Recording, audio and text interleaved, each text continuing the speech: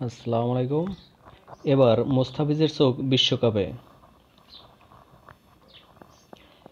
জৈব সুরক্ষা বলে বন্দি জীবনে যেন অতিষ্ঠ হয়ে উঠেছিলেন মোস্তাফিজুর রহমান।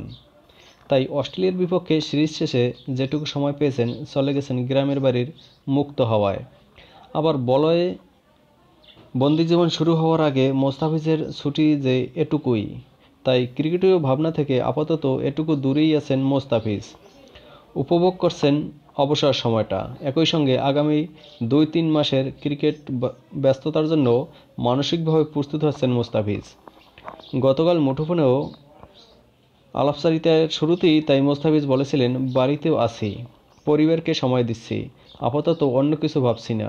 তবে অস্ট্রেলিয়া সিরিজের রেসটা এখনও রয়ে গেছে মোস্তাফিজের মনে। থাকাই স্বাভাবিক। অস্ট্রেলিয়ার বিপক্ষে দ্বিপক্ষীয় সিরিজ খেলার সুযোগ পাওয়া যায় খুব কম। টি-টোয়েন্টিতে প্রথমবার সেই সুযোগটা পেয়েই ইতিহাস গড়া জয় পেয়েছে বাংলাদেশ। মোস্তাফিজও বললেন, আমাদের সবার মধ্যেই জেতার একটা বাড়তি তাড়না কাজ করছে। অস্ট্রেলিয়ার সঙ্গে তো আমাদের সাধারণ খেলার সুযোগ হয় না। আমরা সেই জয়ের অন্যতম নায়ক তো মোস্তাফিজ নিজেই। ৫ ম্যাচে ওভার প্রতি মাত্র ৩.৫২ রান দিয়ে ৭ উইকেট নেওয়া মোস্তাফিজ মিরপুর শেরেবাংলা স্টেডিয়ামের ভেজা উইকেট ছিল অস্ট্রেলিয়ানদের কাছে এক রহস্যের নাম। দুর্দান্ত সিরিজ জয়ে ভূমিকা রাখতে পারার আনন্দ মোস্তাফিজের কণ্ঠেও। অস্ট্রেলিয়াকে সিরিজ হারানো অনেক বড় ব্যাপার। দলের সবাই খুব খুশি, আমিও খুশি হয়েছি।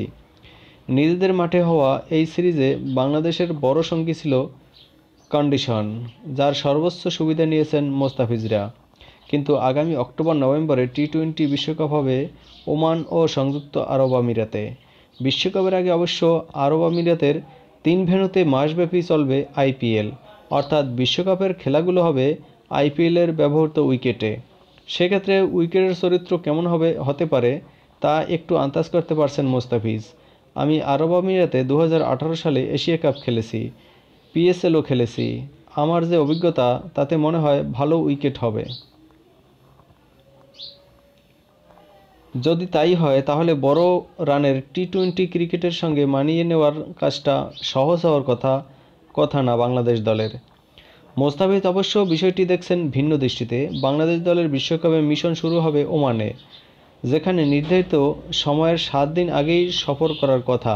সেটা মাথায় রেখেই বাংলাদেশের এই পেসার বললেন, আমরা তো বিশ্বকাপের আগে নিউজিল্যান্ডের বিপক্ষে সিরিজ খেলব, এরপর ওমানে যাব।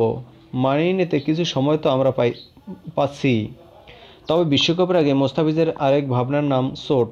জিম্বাবুয়ে সফরে ওয়ানডে ও টি-টোয়েন্টি দলে থাকলেও চোটের কারণে মাত্র ২টি ম্যাচ খেলেছিলেন তিনি। পরে অবশ্য সুস্থ হয়ে অস্ট্রেলিয়ার বিপক্ষে সব ম্যাচ খেলেছেন। অস্ট্রিয়ার মতো ৫ ম্যাচের টি-টোয়েন্টি সিরিজ খেলতে ২৪ আগস্ট বাংলাদেশে আসছে নিউজিল্যান্ড দল। তখন থেকে আবার শুরু হবে মোস্তাফিজের ব্যস্ততা। এরপর বাংলাদেশ দলের বাকি ক্রিকেটাররা যখন বিশ্রামে যাবেন, মোস্তাফিজ খেলবেন আইপিএলে। সেটা শেষ হতে না হতেই শুরু হবে টি-টোয়েন্টি বিশ্বকাপ। তাই টানা ক্রিকেটের ধবল শুরুর আগে মোস্তাফিজের মূল ভাবনা সুস্থ থাকা নিয়ে।